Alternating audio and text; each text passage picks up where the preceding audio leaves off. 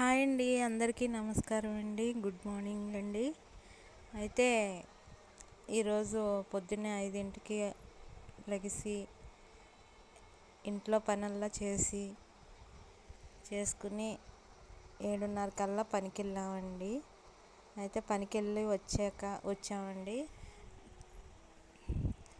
పొద్దున్న 7:30 కల్లా వెళ్తే సాయంత్రం మధ్యాహ్నం 12:30 దాటాకే వస్తున్నామండి ఇంటికి. ఈ మధ్యన ఈ వారంలో నిన్నటి నుంచే స్టార్ట్ చేశారు.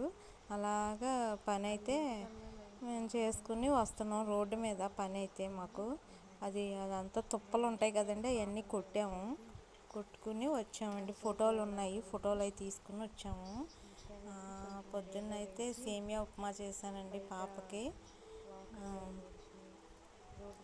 ఇద్దరికి చేసుకున్నాము, పాపకు ఒకదానికే కాదు. అయితే చేసి పాపకి జడలు వేసి స్నానం అయి చేయించి పంపించాను. నేను వెళ్ళేటప్పటికి 8 అయ్యాక టైంకి వెళ్ళిపోమని చెప్పి పంపించానండి. అయితే ఎదురింటిలో కూర్చుని ఉంది టైం 8 అయ్యే వరకు. ఆ తర్వాత నేను తాళం వేసుకుని వెళ్ళిపోయానండి పనికి. ఇప్పుడే వచ్చాను నేను. అయితే ఇంకా మధ్యాహ్నం వంట అయితే ఇంకా చేయలేదు. ఇప్పుడు అయితే కాఫీ తాగుతున్నానండి. తాగేసి వంట అయితే చేస్తాను. సీరియల్ అయితే పెట్టుకున్నాను టీవీ.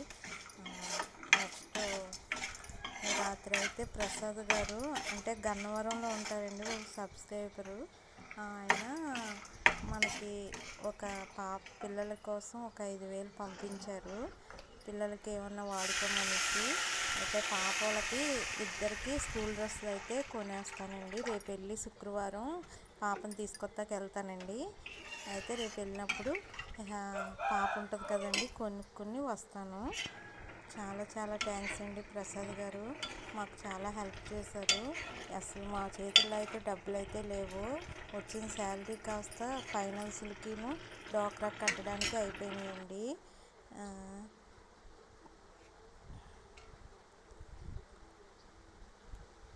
పిల్లలు ఇద్దరి తరపున చాలా థ్యాంక్స్ అండి. ప్రసాద్ గారు మా గురించి చాలా అర్థం చేసుకుని మాకు సాయం చేశారు.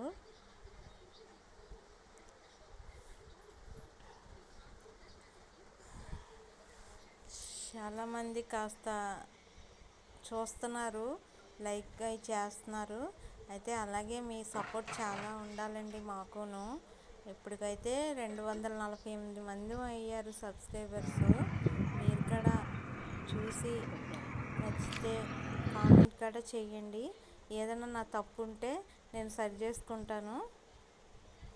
అయితే కుకింగ్ కూడా పెడతానండి. కాఫీ అయితే కాలిపోయిందండి. ఇబ్బంది అవుతుంది అంతే, ఇంకేం కాదు. ఇప్పుడు వంట చేసుకోవాలండి. పాప సాయంత్రం 3:30కి వస్తుందండి. రేపు పొద్దున్న పని చేయకుండా వెళ్ళిపోయి ఈ టయానికి తీసుకొస్తానండి మధ్యాహ్నానికి పాపని. థ్యాంక్స్ అండి. లైక్ చేయండి, షేర్ చేయండి, కామెంట్ చేయండి.